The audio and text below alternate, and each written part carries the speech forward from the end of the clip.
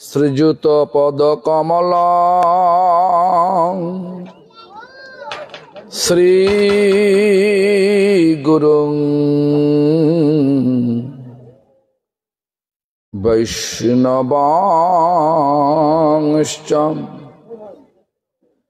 শ্রীরূপং সগ্রজাতং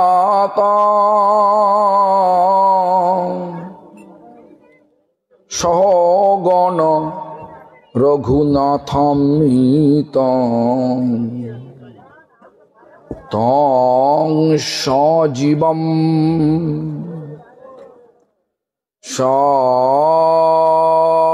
সদ্বৈতং সাবধূতং পরিজন সহিতং কৃষ্ণ চৈতন্য দেবং শ্রী রাধা কৃষ্ণ পাদা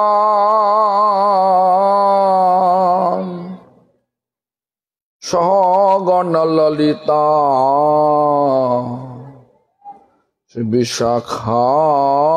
বিশাখানিতাংশ্চ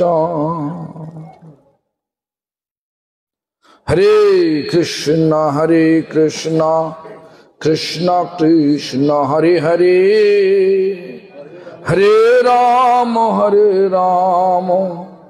রাম রাম হরে হরে। সকলে বলো জোরে জোরে, হরে কৃষ্ণ কৃষ্ণ কৃষ্ণ হরে হরে হরে রাম রাম রাম হরে। জোর হচ্ছে না, আরো জোরে বলুন, হরে কৃষ্ণ কৃষ্ণ কৃষ্ণ হরে হরে হরে রাম রাম রাম হরে হরে। সর্বাগ্রে শ্রী ভগবানের অভিন্ন প্রকাশ বিগ্রহ, শ্রী ভগবদ জ্ঞান প্রদাতা, ভগবানের সেবা অধিকার প্রদানকারী, ভগবান সেবা অধিকার প্রদানকারী গোপীনাথ গৌড়ীয় মঠ প্রতিষ্ঠানের প্রতিষ্ঠাতা শিল গুরুপাদ পদ্ম নিত্যলীলা প্রবিষ্টং বৈষ্ণপাদ ষ্টৌতর শত শ্রী শ্রীমদ ভক্তি প্রমোদ পুরী গোস্বামী ঠাকুর। পরম গুরুপাদ পদ্ম সমগ্র বিশ্বে শ্রী গৌড়ীয় মঠ প্রতিষ্ঠানের মূল প্রতিষ্ঠাতা, নিত্যলীলা প্রবিষ্ট শিল প্রভুপাদ ভক্তি সিদ্ধান্ত সরস্বতী গোস্বামী ঠাকুর। পরমেষ্ঠী গুরুপাদ পদ্ম নিত্যলীলা প্রবিষ্ট বিষ্ণুপাদ পরমহংস কুল চূড়ামণি ঠাকুর শিল গৌর কিশোর দাস বাবাজি গোস্বামী মহারাজ। সপ্তম গোস্বামী ভক্তির ভগীরথ নিত্যলীলা প্রবিষ্ট বিষ্ণুপাদ সচ্চিদানন্দ শ্রীশুল ভক্তি বিনোদ ঠাকুর তথা সম্প্রদায় দ্বারা নিযুক্ত সকল আচার্য বৃন্দ ও শুদ্ধ ভক্তবৃন্দ সকলের শ্রীপাদ পদ্মে জানায় দণ্ডবৎ প্রণাম। সভায় উপস্থিত ত্রিদণ্ডী পাত্রয় ভক্তি সাধক নিষ্কিঞ্চন অকিঞ্চন মহারাজ, ভক্তি প্রমোদ গোবিন্দ মহারাজ, ভক্তি প্রমোদ বিষ্ণু মহারাজ তথা ব্রহ্মচারী বৃন্দ, বৈষ্ণব বৃন্দ, বৈষ্ণবী বৃন্দা, মাতৃমণ্ডলী, সজ্জন বৃন্দ তথা এই গ্রামবাসী বৃন্দ সকলকে জানাই আমার যথাযোগ্য সম্ভাষণ। সকলে আমার প্রতি প্রসন্ন হন।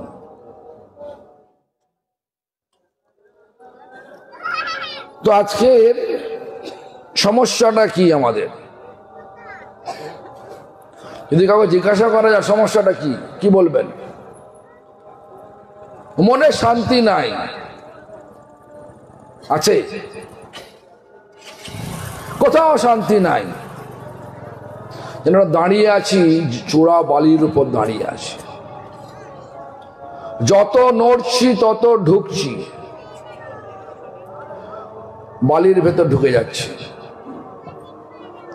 মনে করে সুখ পাবো, সুখের জন্য লেখাপড়া করছি, পড়ার শেষে কোনো চাকরি পাচ্ছি না, কোনো কাজ পাচ্ছি না। যদি কাজ পেয়েও থাকি, কাজ করেও থাকি, ব্যবসা করেও থাকি, তাহলেও পয়সা যেটা পাচ্ছি সন্তুষ্ট হচ্ছি না, সুখ যেন নেই। কেন নেই সুখ নেই? একটু ভেবে দেখেছেন কি কেন নেই? অনেক পয়সা রয়েছে, সুখ নেই।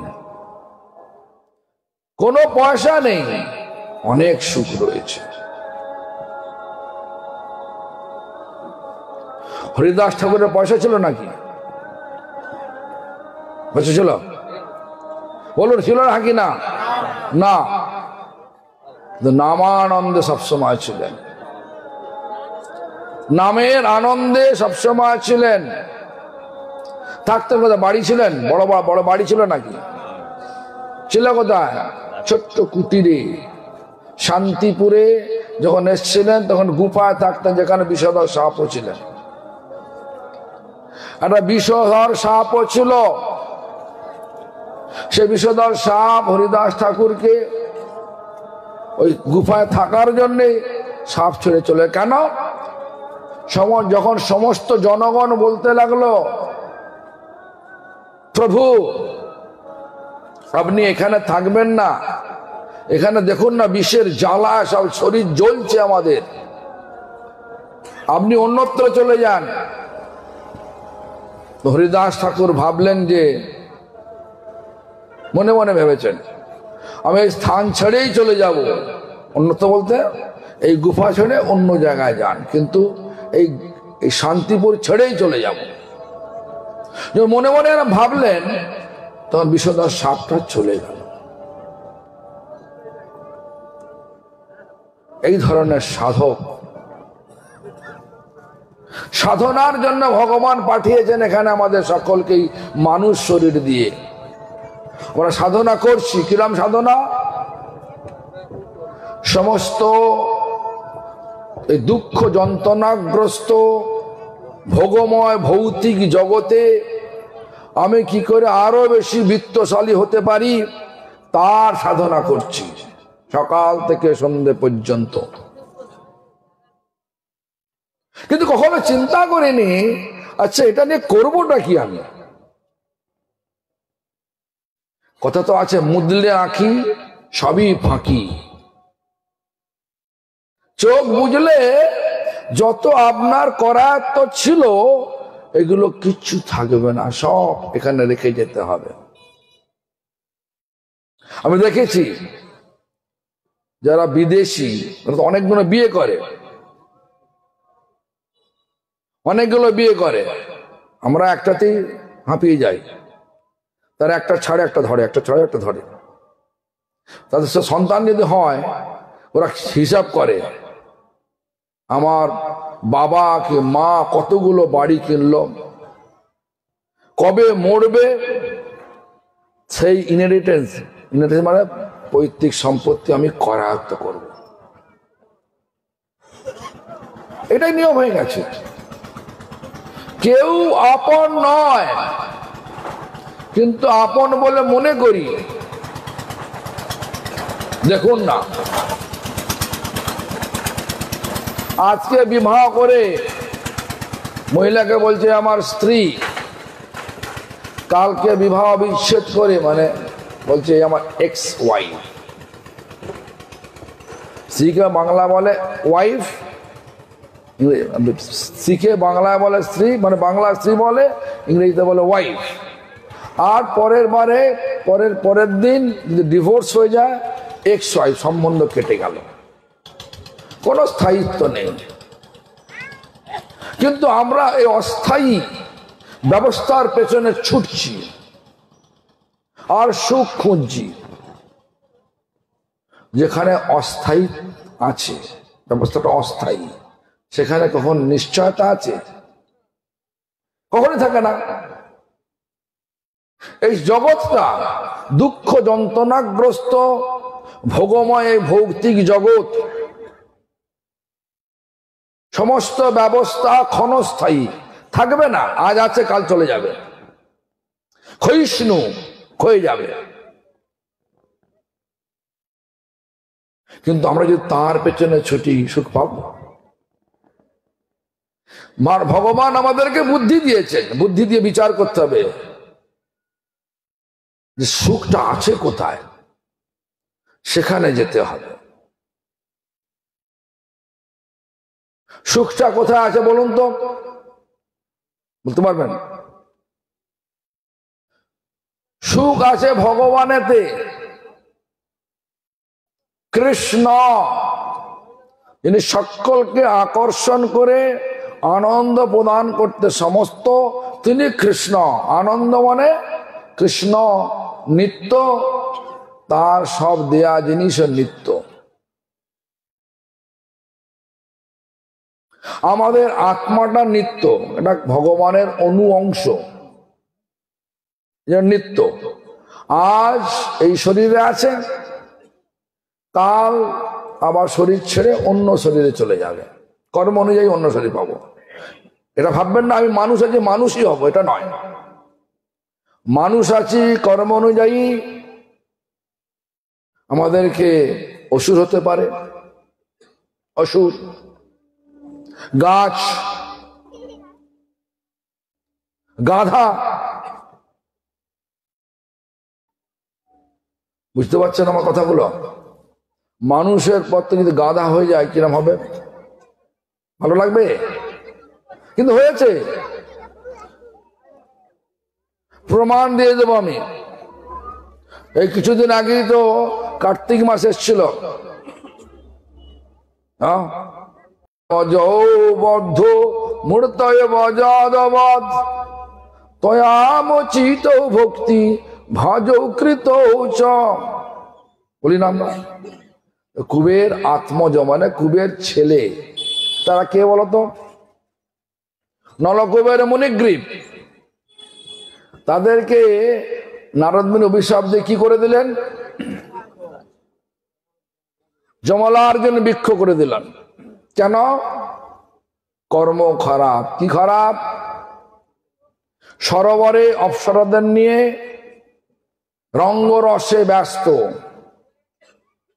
আর তারপরে কি হলো? অপ্সরা তাদের গুহ্য অঙ্গ ঢাকতে লাগলো। ওই দুই বেটা, কুবেরের দুই বেটা, নলকুবের মুনিগ্রীব, সে একদম দিগম্বর হয়ে নির্লজ্জ ভাবে দাঁড়িয়ে থাকলো। এখন নির্লজ্জ হলে কি কর্মের ফল কি পাওয়া যায়?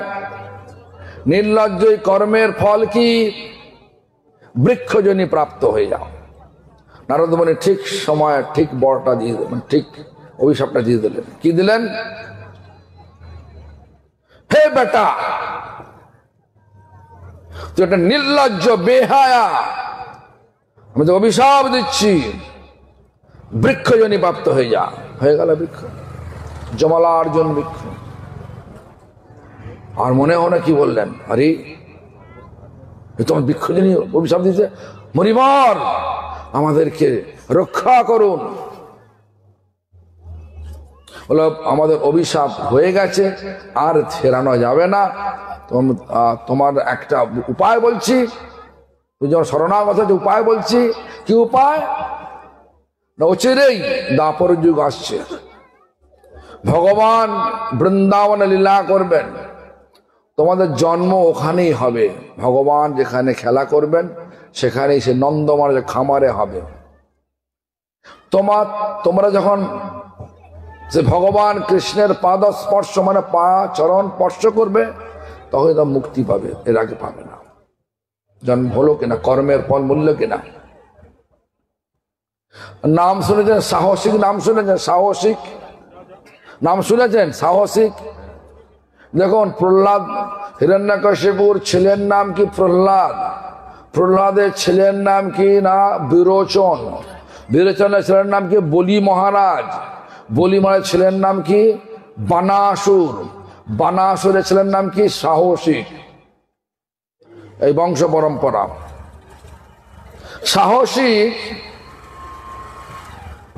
একবার গেলেন অনেক মহিলাকে নিয়ে গন্ধমাদনে,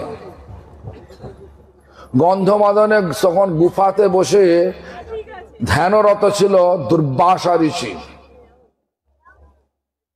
আর সেই মহিলাদের নিয়ে কেন গেছেন সাহসিক? যেটা করা সেটার জন্য গেছে, সেটা করতে গিয়ে শব্দ হয়েছে, সেই শব্দের দ্বারা অনেক মহিলা, একজন নয় অনেক, সে শব্দের দ্বারা দুর্বাসের ধ্যান ভঙ্গ হয়ে গেল। দুর্বাসা এমন রেগে গেলেন, ক্রোধিত হয়ে গুফা থেকে বেরিয়েছে, হে বেটা তুই তো আচরণ করিস গাধার মতো, তুই আমি ওই সাথে গাধা হয়ে যা। সেই সাহসিক হয়ে গেল ধেনুকাসুর। ধেনুকাসুর হলেন সাহসিক, বহুকাল থাকলেন তালবনে। নাম শুনেছেন তালবন? বৃন্দাবন তালবনে যাবেন, দেখবেন ওখানে ধেনুকাসুর বধ করেছিলেন বলরাম। কৃষ্ণ করেননি। কেন করেননি জানেন? কেন করেননি না, কৃষ্ণ যখন তার নাতি অনিরুদ্ধের সঙ্গে বানাসুরের মেয়ে উষার সঙ্গে বিবাহ দেওয়ার জন্য ব্যবস্থা করতে গিয়েছিলেন, তখন উষা আর অনিরুদ্ধ, ভগবানের তো অ্যারেঞ্জমেন্ট সব নারদ মুনিকে দিয়ে, তোদের ভাব ভালোবাসা হয়ে গেছে, আমাদের ভাষা বাংলা ভাষা বলছে ভাব ভালোবাসা হয়ে গেছে, উভয় উভয়কে চায়। কিন্তু বানাসুর হয়ে গেল, রুকাবট হয়ে গেল। বানাসুর রাজি নয়। কেন? কৃষ্ণ যাদব, আমরা ক্ষত্রিয়, ছোট জাত, বৈশ্য জাত, দেব না। বেটা ভাগড়ে গোয়ালা এসব ধরনের কথা গালিগালাজ করলো, রাজি হলো না। তো যাই হোক, একসময় এমন একটা পরিস্থিতি এলো, কৃষ্ণকে স্বয়ং আসতে হলো। যখন বলি মানে বানাসুর যখন ধরে ফেললো অনিরুদ্ধ এবং উষাকে, বন্দি বানিয়ে নিল, তখন বানাসুরের ক্রোধ এমন, দুজনকে বলিদান করব। সেই পরিস্থিতিতে কৃষ্ণকে আসতে হলো। কৃষ্ণ এলেন। কৃষ্ণ গরুরের পিঠে এসে প্রস্তাব দিলেন, বানাসুর এটা আমার প্রস্তাব, তুমি স্বীকার করো। স্বীকার করলেন না। আমার কি, আমি ছোট করে বলছি, কি বললেন? আরে তোদের দুটো হাত, আমার 1000টা হাত আছে, তুই বরাবর নয়, সমান সমান নয়। বাহ, বিবাহ সমান সমানে হয়। ভগবান এক এক করে বানাসুরের 998খানা হাত কেটে দিলেন। দুটো হাত হয়ে গেল। তখন বললেন কি, দেখো বানাসুর, এখন তোমার দুটো হাত, আমারও দুটো হাত, বলো এখন তো রাজি আছো? যখন বলছেন না, তখন সুদর্শন চক্র উঠিয়ে নিলেন। যখন ডাকছেন সুদর্শন চক্র, বানাসুর শিবের ভক্ত ছিলেন, চলে এলেন ভগবান শিব, চলে এলেন, এসে বললেন, প্রভু প্রভু এটা করবেন না, আমার পুত্র সমান।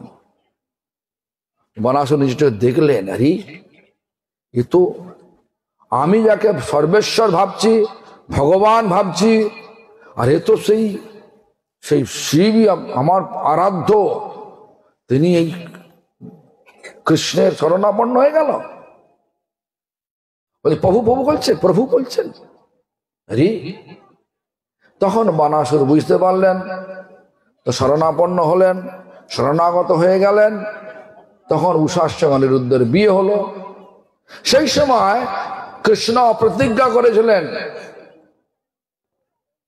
তোমার বংশের কোন লোক আমি নিজে হাতে মারব না। এই জন্য যখন এলেন, কৃষ্ণ যখন গেলেন তালবনে রাখাল বালকদের নিয়ে, রাখাল বালকদের ইচ্ছা হলো তাল খাবার। তালের সেই গাছকে নাড়িয়ে যখন তাল পাড়তে, ধপ ধপ করে তাল পড়ছে,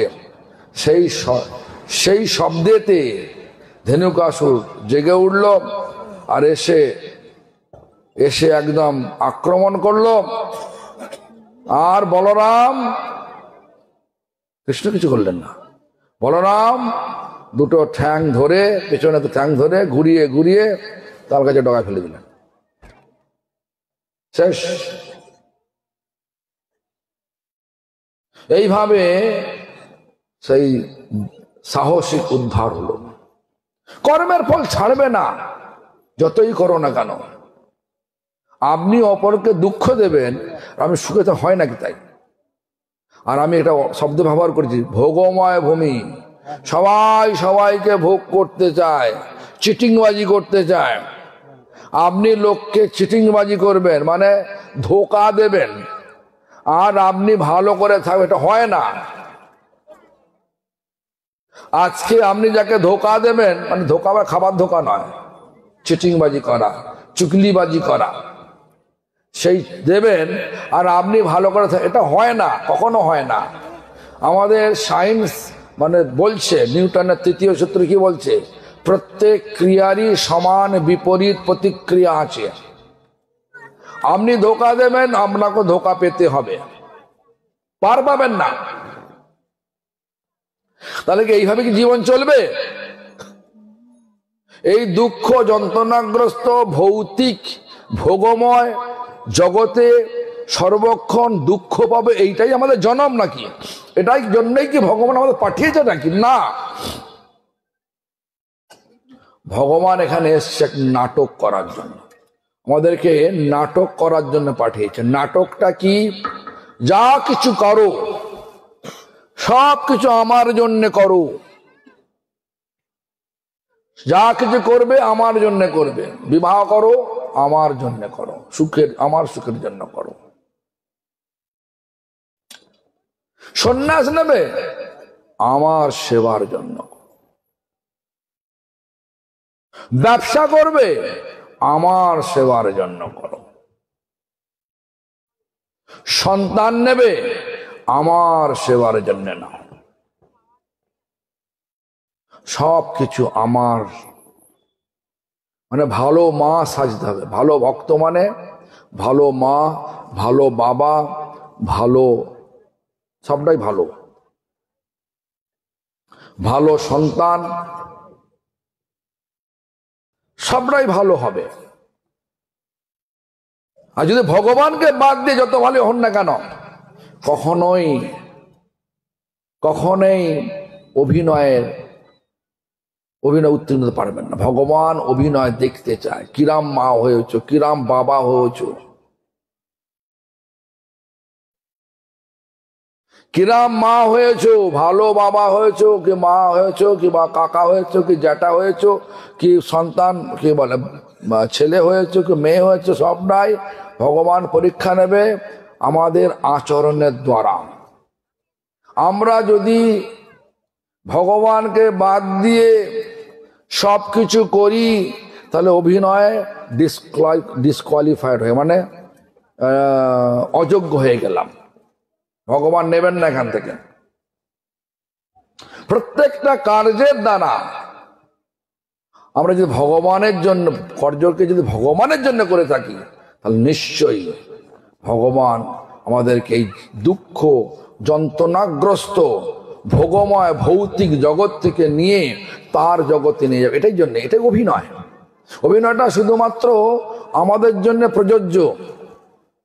আর মানুষ ছাড়া যত জীব রয়েছে, সব জীবকে ভগবান তাদের স্বভাব, মানে খাদ্যের স্বভাব, আচরণের স্বভাব, সংস্কার স্বভাব দিয়ে পাঠিয়েছে। দেখবেন সমস্ত জায়গায় যত কন্টিনেন্ট রয়েছে, যত মহাদেশ রয়েছে, সব মহাদেশে যত জন্তু জানোয়ার আছে, গরু, আর এখানকার গরু, প্রত্যেকটা মহাদেশের গরুর স্বভাব এক, খাওয়া এক, সব এক। ভাববেন না এখানকার গরু ঘাস খায়, আমেরিকার গরু মাংস খায়, কখনো ভাববেন না। অস্ট্রেলিয়ার গরু মাংস, কখনো ভাববেন না। সব এক। ভাববেন না এখানকার সিংহ বাঘ সব খায়, মাংস খায়, আর ওখানকার সিংহরা সব ঘাস খায়। এটা হয় না, কখনো দেখবেন না এটা। ওদের স্বভাবটা ভগবান দিয়ে পাঠিয়েছে। ওরা হাজার চেষ্টা করলেও তাদের তাদের ভগবান দ্বারা স্বভাব থেকে বাইরে আসতে পারে না, একই থাকে। কিন্তু মানুষকে কোনো স্বভাব দেয় না। মানুষ যে স্বভাবটা পেয়েছে সেটা সঙ্গের প্রভাবে পেয়েছে। আমাদের একটা ইংলিশে ভার্স আছে, মানে একটা প্রবাদ আছে। প্রভাবটা হচ্ছে যে মানে what to associate you behave accordingly, মানে অ্যাকচুয়ালি হিন্দিতে ভালো করে বলা যায় জৈসা সঙ্গ তৈসা রং। যেরকম সঙ্গ করবে সেরকম স্বভাব হবে। দেখুন আপনাদেরকে যদি বলা যায়, মানে এখানকার বাঙালিদের, বেশিরভাগ বাঙালি তো মাছ খায় নাকি? মাছ, মাংস, ডিম, পেঁয়াজ, রসুন, গেঁড়ি, ক্যাংড়া, ঝিঙুক সব খায়, হ্যাঁ খায় কিনা? তো এখন যদি বলি বাবা ছেড়ে দাও, হবে? আমাকে আমার মাথায় বসে আমাকে খেয়ে নেবে। তুই আমার খাবার, দেখুন আমার অনেক বলে, মন্ত্রিসভা বলে খাদ্য সম্বন্ধে আমাদের বলবে, অধিকার দিয়েছে। আরে বাবা যেরাম খাবে, দেখুন ইংলিশে ভার্স আছে, you what to eat that you are. তো যেটা খাবে তোমার সবারটা সেটাই হবে। যাই হোক, তো আমাদের অভিনয়টা হচ্ছে ভগবান আমাদের বুদ্ধি দিয়েছেন আর স্বতন্ত্রতা দিয়েছেন। স্বতন্ত্রতা দুরুপয়োগ করা যাবে না। যারা দুরুপয়োগ করে তাদেরকে এখানে থাকতে হয় দুঃখ যন্ত্রণাগ্রস্ত ভৌতিক ভোগময় জগতে। বারবার কর্ম অনুযায়ী বিভিন্ন শরীর নিয়ে আসতে হয় আর যন্ত্রণা ভোগ করতে হয়।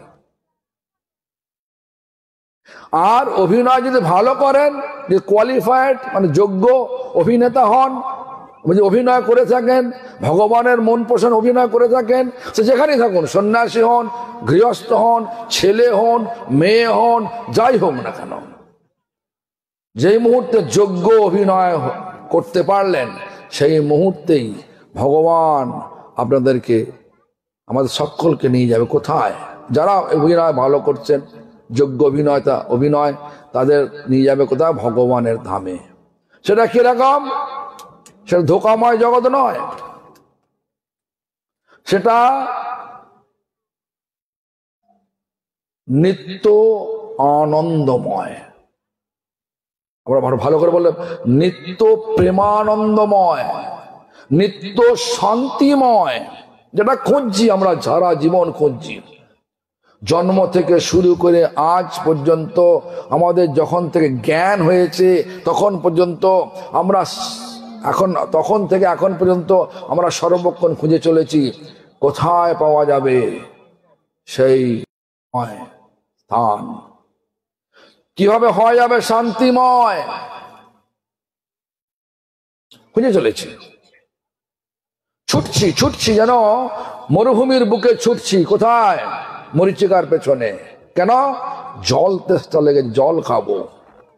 আমরাও তেমনি এই দুঃখ যন্ত্রণাগ্রস্ত ভোগময় ভৌতিক জগতে সুখের পেছনে ছুটছি, কিন্তু ধোকা খাচ্ছি সব জায়গায়। খাচ্ছি কিনা? অনেক পয়সা করেছি, খুব আনন্দে রয়েছি, ভাবছেন আমি খুব খুশি, আমার কোনো দুঃখ নাই। দুঃখ নাই? আরে বাবা, ত্রিতাপ সবসময় লেগে আছে এখানে। আধ্যাত্মিক, আদি ভৌতিক, আদি দৈবিক ত্রিতাপ সর্বক্ষণ এই জগতের মধ্যে আছে, কেউ না করতে পারবে। বলবেন ত্রিতাপটা কি জিনিস? ত্রিতাপ মানে হচ্ছে দেহ ও মন থেকে যে উৎপত্ত দুঃখ, দেহ ও মনের যখন দুঃখ উৎপন্ন হয়, কখন উৎপন্ন হয়? ভালোভাবে বসে আছেন এখানে, হঠাৎ ফোন এলো আপনার পরম আত্মীয় মা কিংবা বাবা রোড অ্যাক্সিডেন্ট হয়েছে, আপনি খুব বাবার অনুগত, মায়ের অনুগত, কিরম হবে? মনটা শান্তি লাগবে? মনে শান্তি নেই, শরীরে শান্তি নেই। এই ধরনের তাপ, এই ধরনের দুঃখকে বলা হয় যে আধ্যাত্মিক তাপ। আবার প্রচন্ড ঘুম পেয়েছে, এখানে দেখলাম বড় বড় মশা দেখলাম, এই টুকুন মামা, টুকুন নামটা কি, অমল, তার বাড়িতে দেখলাম যে বড় বড় মশা, টপা মশা। যদি বলে ঘুম পেয়েছে, মশারি বিন শুকতে পাবেন? ঘুম হবে? কটাস কামড়াবে। এই যে দুঃখ, অন্য জীব থেকে যে প্রাপ্ত দুঃখ, অনেক উদাহরণ আছে, আমি যে উদাহরণ বুঝতে পারো সেটা বলছি আমি। এখানে আদি ভৌতিক তাপ। আবার আদি দৈবিক, যেমন হচ্ছে বন্যা হয়ে গেল, ভূমিকম্প হয়ে গেল, দৈব দুর্ঘটনার জন্য যে তাপ, একটা তুফান এসে গেল, মানে অত্যন্ত ঝড় বৃষ্টি হলো, বাড়ি ঘরদের ভেঙে গেল, বাড়িতে গাছ পড়ে গেল, এই যে তাপ।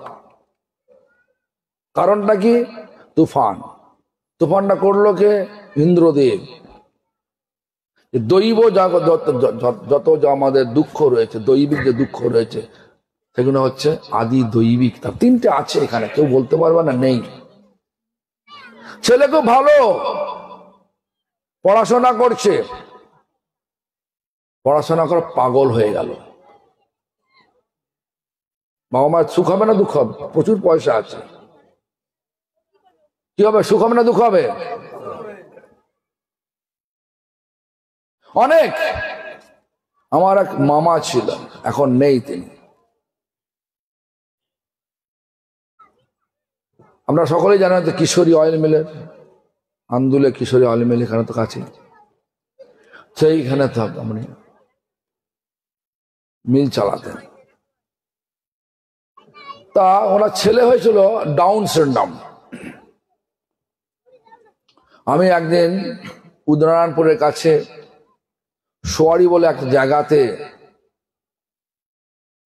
প্রোগ্রাম করে, দুপুরবেলা প্রোগ্রাম করে রোদ্দুরের বসে, শীতকালে রোদ্দুরে বসে বসে হরিনাম করছি, দেখলাম মামা আমার পাশে এসে বসলো, একটা চেয়ার নিয়ে এসে বসলো, যে বলছে যে দেখ আমার তো পয়সার অভাব নেই, কিন্তু মনে শান্তি নেই, বুঝলি? এই যে ছেলেটা 18 বছর বয়স হয়ে গেল, এখন আর পায়খানা পরিষ্কার করতে হয়, কেউ করে না, গ্যাস গন্ধ লাগছে, মনে শান্তি নেই আমার। মামা হরিনাম করো, এখন কর্মফল কাটার জন্য হরিনাম করো, এখন কিছু করার নেই,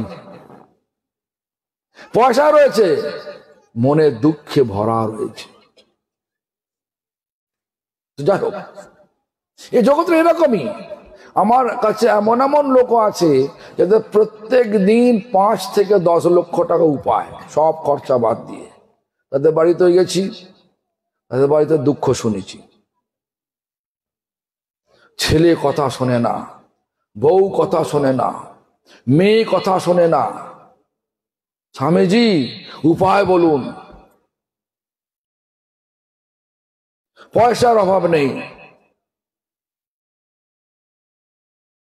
ভাববেন না পয়সা হলেই, যেমন বিল গেট, নাম শুনেন তো? বিল গেট সফটওয়্যার কোম্পানির মালিক, অনেক টাকার মালিক, মিনিটে মিনিটে পয়সা উপায় করে। তার স্ত্রী ছেড়ে ডিভোর্স হয়ে গেল, তার মুখটা বোদা করে বসে আছে। আপনার 1 বৎসরের যা উপায়, ওর 1 সেকেন্ডে তার উপায়। 1 বৎসরে যা উপায় করেন, ওটা ওর 1 সেকেন্ডে উপায়। সফটওয়্যার কোম্পানি, সে কি হলো, মুখটা বোদা করে বসে আছে। কেন? দুঃখে ভরে গেল, এতদিন সংসার করলাম, সংসার আর চলে গেল, এই বয়সে কে বিয়ে করবে? আরে শান্তি বিয়েতে নেই, শান্তি আছে ভগবানেতে, সুখ আছে ভগবানেতে, আনন্দ আছে ভগবানেতে। সেজন্য নাম হচ্ছে ভগবান কৃষ্ণ। সকলকে আকর্ষণ করে যিনি নিত্য আনন্দ প্রদান করতে সমর্থ, তিনি হচ্ছেন কৃষ্ণ। তাহলে বুদ্ধি যদি অ্যাপ্লাই করেন, যদি প্রয়োগ করেন, তাহলে বুদ্ধি দিয়ে কোথায় যেতে হবে? কোথায় যেতে হবে? যেখানে আনন্দ আছে। আনন্দ কোথায় আছে? ভগবানেতে। আর কর্তব্য করতে হবে, যে কর্তব্য আমাদের আছে সংসারে। জগৎটা ভগবানের তৈরি জগৎ, মিথ্যে নয় কিন্তু পরিবর্তনশীল। জগতের মিথ্যে, ওটা হয় যাবো, জগতের মিথ্যে না, 8-2, তা মিথ্যে নয় কিন্তু পরিবর্তনশীল। আজ যাকে ভাবছেন বন্ধু, কাল দেখবেন বন্ধু নেই, শত্রু হয়ে গেছে। আজ যাকে দেখছেন সে শত্রু, কাল দেখবেন না শত্রু নেই, মিত্র হয়ে গেছে, বন্ধু হয়ে গেছে।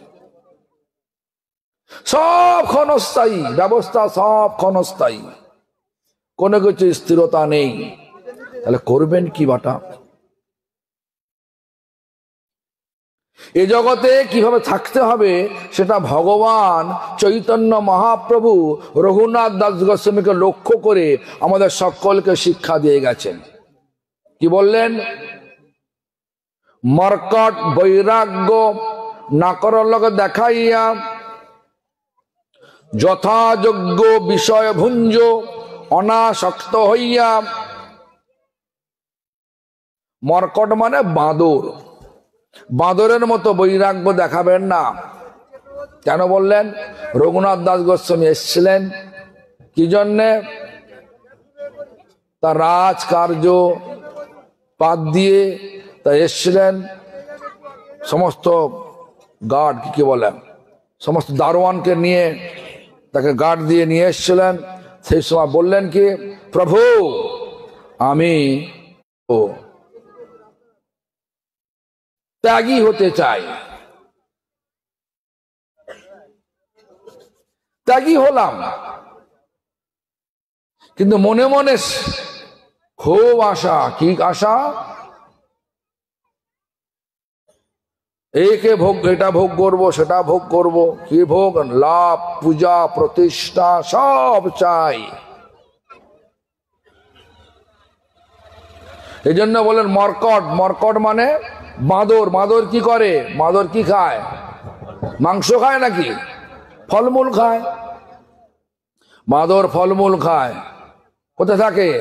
রাজপ্রাসাদে না গাছে? গাছতলায় থাকে, ফলমূল খায়, বস্ত্র পরে না। কিন্তু যখন যাবেন বৃন্দাবনে, সেবাকুঞ্জের পাশ দিয়ে যাবেন আর চোখে চশমা রাখবেন, দেখবেন বাঁদরের খেল দেখে দেবেন। আর পার্স রেখে দেবেন। পার্স মানে হচ্ছে যেখানে টাকা রাখেন, সে ব্যাগটা রেখে দেবেন। ফোন রেখে দেবেন, দেখবেন খেলা দেখে দেবেন, খেলা শেষ করে দেবেন। কিরাম খেলা শেষ করবে? একদিকে চশমা ধরবে, কি ফোন ধরবে, কি পার্স ধরে আছে, এরকম চাইছে কি ফ্রুটি। এখন আগে তো বিস্কুট দিলে ছেড়ে দিত, একটা দিলে, এখন ফ্রুটি চাই।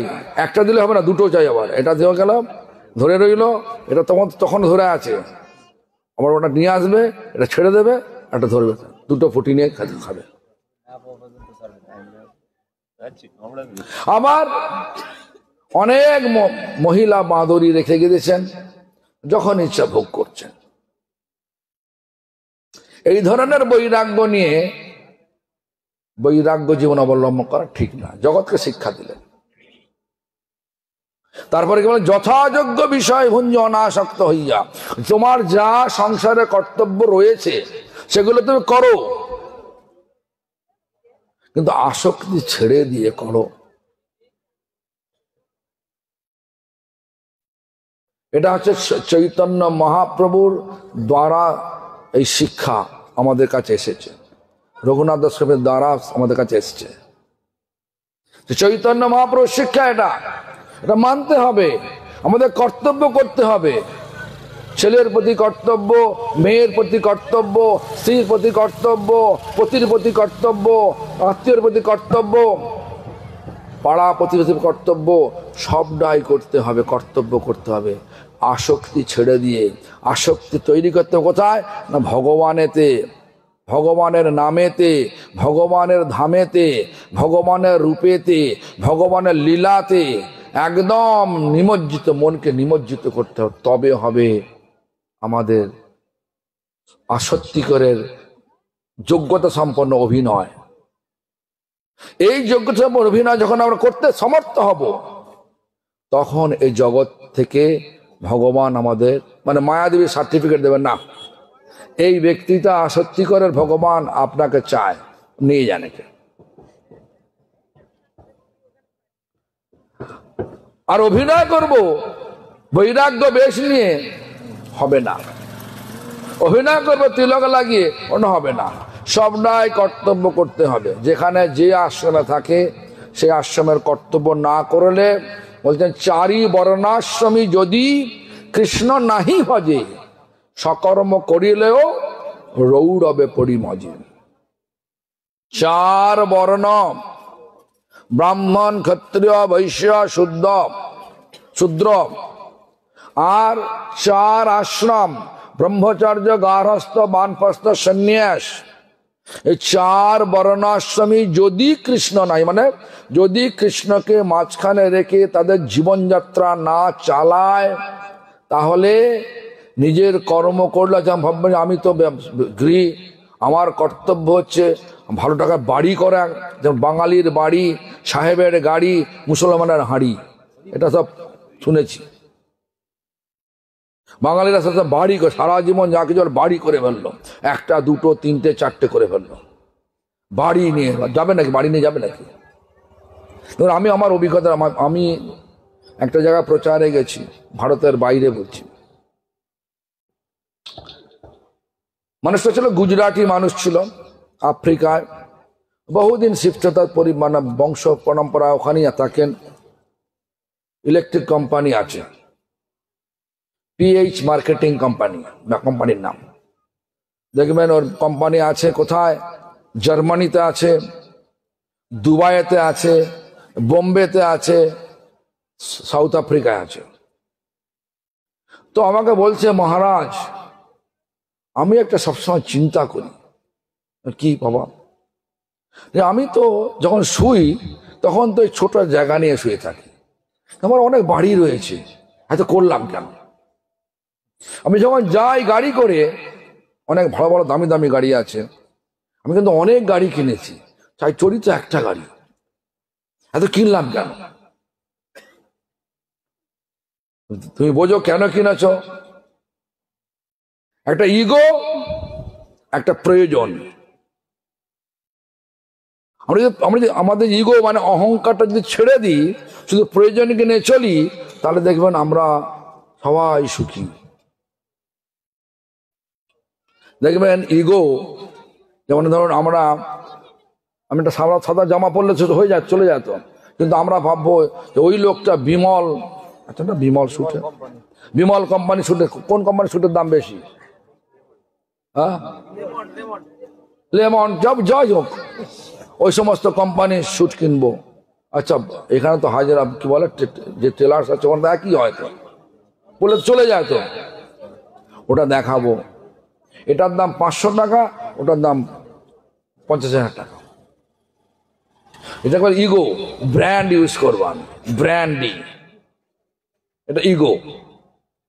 অমুক করেছে ওটা কর, আমার প্রয়োজনটা দেখুন। আমি এই কিছুদিন, আমি 3 দিন আগে ছিলাম মুম্বাইতে ছিলাম, যার কাছে ছিলাম তার পাশের বাড়িটা একটা মারোয়াড়ির বাড়ি। আমিও লিফটে উঠছি, 13 তলা তাদের বাড়ি, ও আছে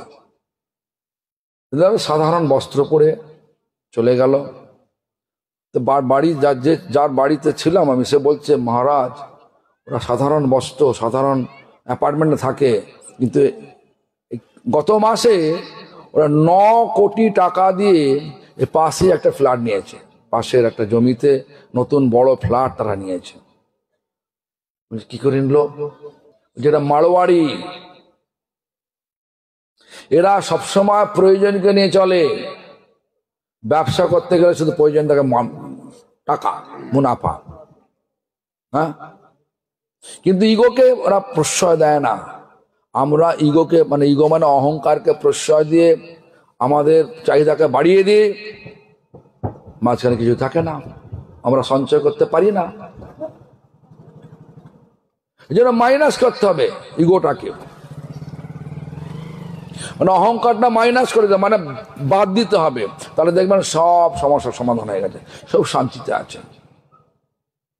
আরো এখন মনে আসছে, কিন্তু 8:15 হতে চললো, একটা যাক একটু বললে কোনো অসুবিধা নেই তো। একজন রাজা, আমি ক্লাস 4-এ পড়েছি, রাজা আর অসুখ ছাড়ে না, ছোট করে বলছি সমস্ত। হ্যাঁ, রাজার অসুখ পড়েছেন তো নাকি? অসুখটা কি ছিল? মনের অসুখ ছিল, তাই তো? তারপর সমস্ত ডাক্তার যখন ফেল হয়ে গেল, একজন বলল দেখুন এমন একটা লোককে খুঁজে নিয়ে আসুন যে সর্বসময় খুশি আছে, সুখে আছে। খুঁজে আর পায় না, তা পরিচয়গণ লাস্টে পেল একটা ফকিরকে পেল, সর্বসময় হাঁটছে, একটাই মতো জামা পড়ে আছে, চাইলো দিয়ে দিল, যাও। রাজা বলল ওর কিছু নেই, ও এত সুখে আছে, আমার সব আছে, আমি সুখে নেই কেন? আমার সব মনের অসুখ হয়ে আছে। মনটার অসুখ কখন সুখ পাবে? যখন সুখের মূর্তি ভগবানেতে আমরা লাগাবো মনটাকে। যা কিছু করব ভাববেন না ঘর ছেড়ে যেতে হবে, ঘরে থাকুন। ঘরটা মনে করুন ভগবানের, আপনি ভগবানের সেবিকা সেবক, আর আপনাদের সন্তান যে হবে সেও ভগবানের সেবক সেবিকা। ব্যবসা আছে সেটাও ভগবানের।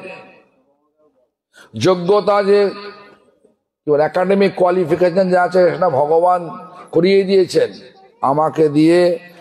আমি পড়ছি, আমাকে পড়ার উৎসাহ বুদ্ধি কে দেয়? ভগবানই দেয় তো।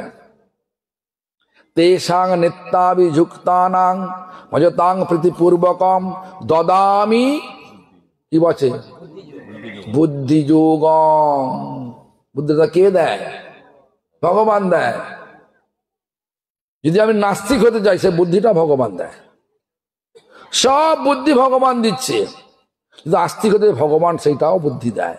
এখন কি হবেন? নাস্তিক হবেন, নাস্তিক হবেন, চিন্তা করে দেখুন। আস্তিক হয়ে সুন্দর অভিনয় করে, মানে ভগবানের যে বিচারের দ্বারা অভিনয় করে, ভালো মা হয়ে, ভালো সন্ন্যাসী হয়ে, ভালো সন্তান হয়ে, ভালো গ্রামবাসী হয়ে, ভালো ভক্ত হয়ে যদি আমরা সারা জীবনটা অতিবাহিত করতে পারি, তাহলে কোয়ালিফাইড, যোগ্যতা সম্পন্ন অভিনয় করলাম, তখন আমাদের গতি হবে ভগবানেতে। আর যদি অযোগ্য হয়ে যায়, স্বার্থের কামড়ি করে যদি আমরা আমাদের সব কিছু কায়েম করতে চাই, তাহলে কি হবে? অযোগ্য অভিনয় করলেন। সব কিছু ভগবানের, কিচ্ছু আমাদের নেই। যাকে বলছেন আমার পরমাত্মীয়, কাল মরে গেলে শ্মশানে তারাই নিয়ে যাবে। আগুনটাকে দেবে? পাড়ার লোক দেবে নাকি? পরম আত্মীয়রাই দেবে। যাকে আমরা মানুষ করলেন মাথার ঘাম পায়ে ফেলে, তারাই আগুন দেবে। তারাই ঘরকে নিয়ে যাবে, ঘর থেকে বেরিয়ে নিয়ে যাবে। আবার বলবে এই জায়গাটা যেখানে মরে গেছে সেটা অশুদ্ধ, গোবরের ছটা দিয়ে শুদ্ধ করবে কিনা, করে কিনা না? এই তো জগতের পরিচয়, জগতের আচার ব্যবহার। তো যাই হোক, এখন বেশি সময় নেব না, আস্তে ঠান্ডা পড়ছে। আর সবাই এখানে তো রান্না হয়ে গেছে শুনেছি আরম্ভের আগেই। তো আমার কথাটা বুঝতে পেরেছেন তো? আমরা সবাই এখানে অভিনয় করতে এসেছি। ভগবান মানুষ দেহ দিয়ে সত্যিকারের অভিনয় করার জন্য পাঠিয়েছে।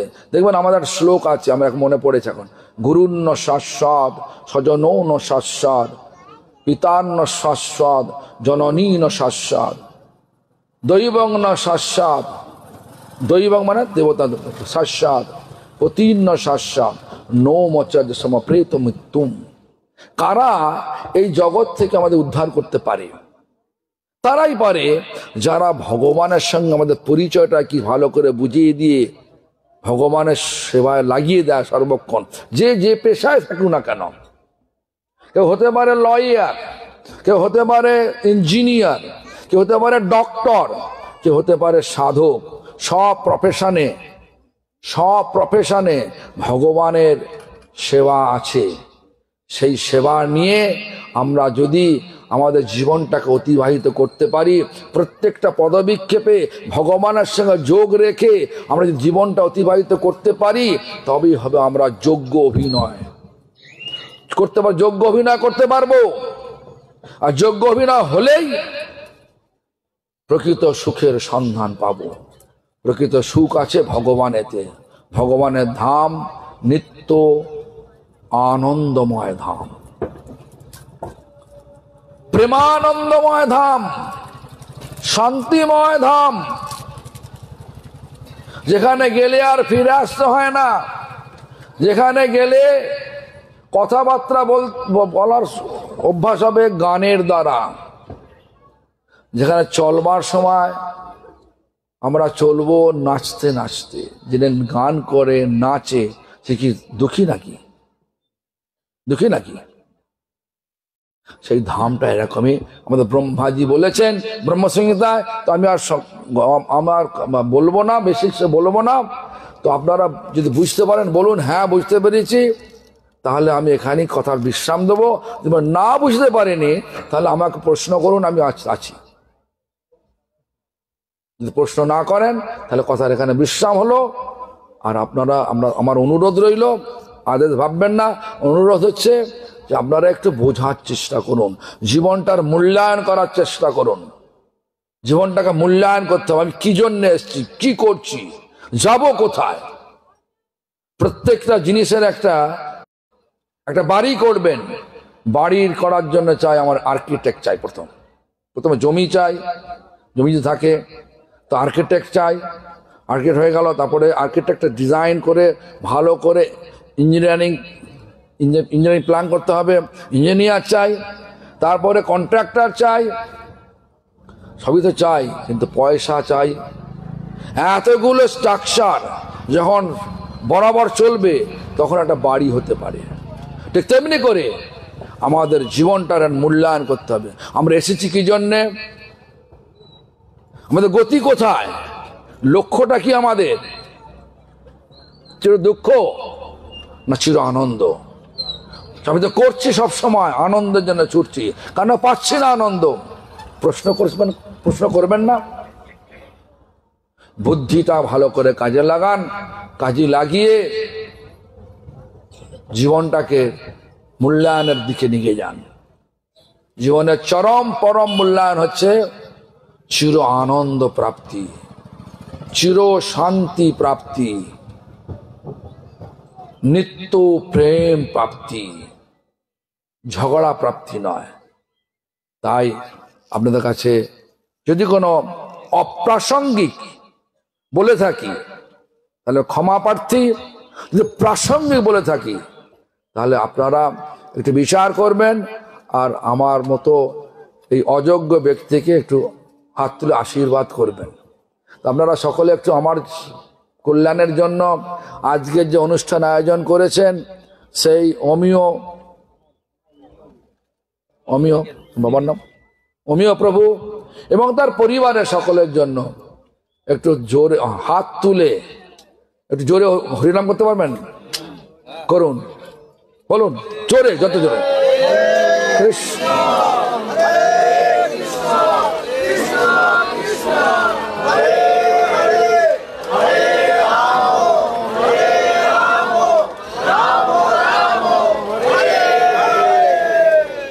অসংখ্য ধন্যবাদ। আপনাদের সকলের পারমার্থিক মঙ্গল হোক ভগবানের কাছে প্রার্থনা জানিয়ে, যদি আপনাদের কোনো প্রশ্ন না থাকে তাহলে হরে কৃষ্ণ।